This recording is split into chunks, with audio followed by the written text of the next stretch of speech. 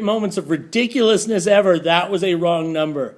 I stopped the video short of where I was going to go, thinking that the only people who would call me at this point would be someone important, and it wasn't.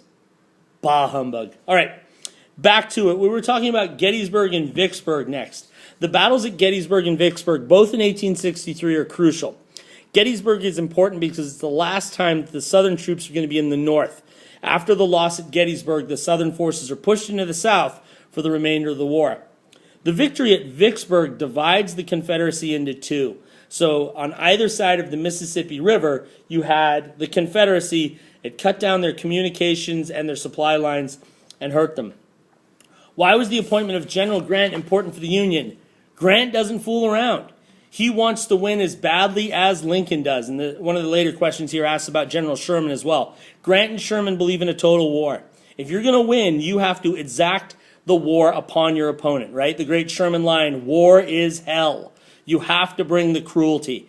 That is the way that you assure a shorter war, is that you expose your opponent to the full force of your attack, whether that's on the civilian population or not, and as a way of doing that, then you're going to be able to end the war. What does the 13th Amendment do? It bans slavery.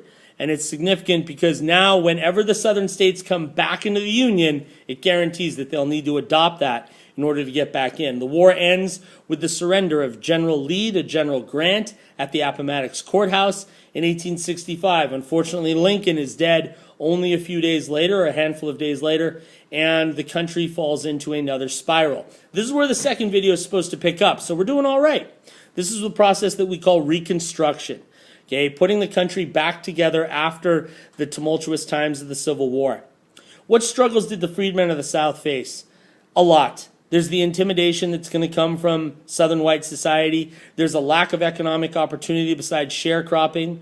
There's the fact that many of them hoped that they would get land as a result of the settlement of the Civil War, and they didn't. And so their economic options are even more limited than they thought they would be. Honestly, there's not a great deal of improvement in the quality of life. Yes, they're free, but they identified ownership of land as being the true mark of freedom, and that's not something that the federal government is going to make happen. The growing struggle between the president and the radical Republicans. By president here, we're talking about Andrew Johnson, Abraham Lincoln's vice president who becomes president following Lincoln's assassination.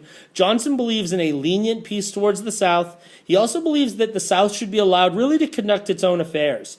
The radical Republicans, on the other hand, want their pound of flesh.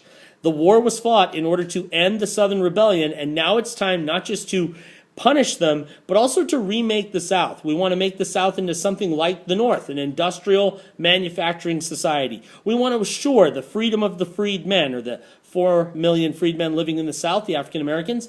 We want to make sure that those people get all of the liberties in the government. The radical Republicans are going to take steps to try and assure that that happens. President Johnson's going to feel like most of those are attempts at too big of a government, that this is a states' rights issue. Back to that issue again, right? That the state should have the right to say, this is the way our society runs, and the radical Republicans are going to say, no, we're going to tell you how your state's going to run. The content and purpose of the 14th Amendment. The 14th Amendment makes the government responsible for fair treatment of all people who are citizens under the law, the equal treatment under the law part of the Constitution. It assures that wherever you live, whether you be an African-American man living in Mississippi or a white man living in Michigan, that the protection of the federal government should be equal. It's there to try and make sure that the Southern governments follow that in how they treat the freedmen. What does the Reconstruction Act of 1867 do? The act puts troops into the South. The radical Republicans just don't think that Southern society is going to toe the line. And in order to assure that they do toe the line, federal troops, which had only left the South in some cases a year or 18 months prior, are sent back into the South to supervise the process of Reconstruction and the transition of freedmen from a slave life before the Civil War to an equal life of participation after the Civil War. Still a rocky road.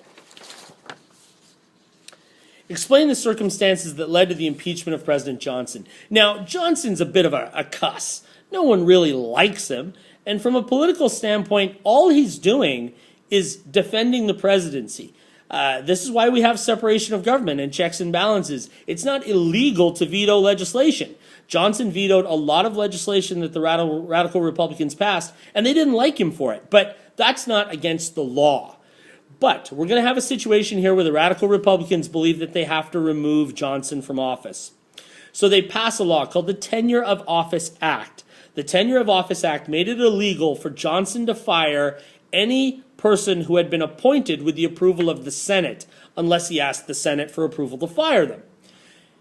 The real target of all of this is the Secretary of the War, Edwin Stanton. Stanton is the last holdover of the Lincoln cabinet. He's kind of a radical Republican himself, and everyone knows that Johnson's looking to fire him. So what have we done here? We've given Johnson the opportunity to get himself impeached by firing someone he knows he wants to fire. Now, other people might walk away from that and say, I'm not touching that situation, it's too hot. Not Johnson. He is daring the radical Republicans. I dare you to impeach me. I'm going to fire the guy. I don't think this law is legitimate, and in defense of Johnson, it isn't. But I don't think this law is legitimate, and you go ahead and try and impeach me. So they did. The House met and decided there was enough charges in order to have an impeachment trial. The trial was conducted in the Senate, and by a single vote, the vote of a young man from Kansas named Edmund Ross, by a single vote, Johnson is spared being removed from office. In the 1868 election, we're certainly not going to re-elect Johnson. Nobody likes him. So we look, as we do in times of trouble, to a military hero, and that's General Grant, who's going to win by huge margins in 1868 and 1872. And even though Johnson's time as president was known as a time of considerable corruption, Johnson is going to roll through Grant is going to roll through 8 years of the presidency pretty easily. The 15th Amendment is passed in order to protect the rights of voting. The language of the amendment says that the federal government and the states may not limit the right to vote based on, here's the kicker, race, color, or previous condition of servitude. What that means is that you can't say to a slave, you can't vote because, frankly, you're the wrong color, or you used to be a slave. But it does leave a lot of loopholes, and loopholes that the Southerners are going to find a way to use. Literacy clauses are not really illegal by that, or a poll tax where I charge you to vote. Both of those become devices where Southerners are going to keep African-American freedmen out of the polls. What's a carpetbagger? Carpetbagger's a Northerner who goes down to the South to try to take advantage of ripe economic times and buy everything he can find. They used to carry bags made out of carpet. Carpetbagger. Got it? Scalawag. A scalawag is a Southerner who supports the Northern cause. Ooh, you scalawag. Rolls off the tongue nice. Some of the insults from the old days, I like. Okay, not that I support the Southern cause, but I like the insult. It's a nice name. Next time someone cuts me off in traffic, I'm going to be like, you scalawag! Maybe. Okay, steps taken by the radical Republicans as part of the programs in the South. We're going to push voting rights for African-American freedmen as much as possible. We're going to try and get them more economic opportunities besides sharecropping. We're going to try and get them education. We're going to try and assure that the Southerners follow the rules when it comes to giving them full participation in the society. Now, I said try with every one of those, because every single step of the way, Reconstruction is going to be difficult. The resistance from Southern society is going to be strong. Okay, the sharecropping system that comes to pass in the South is just so prevalent.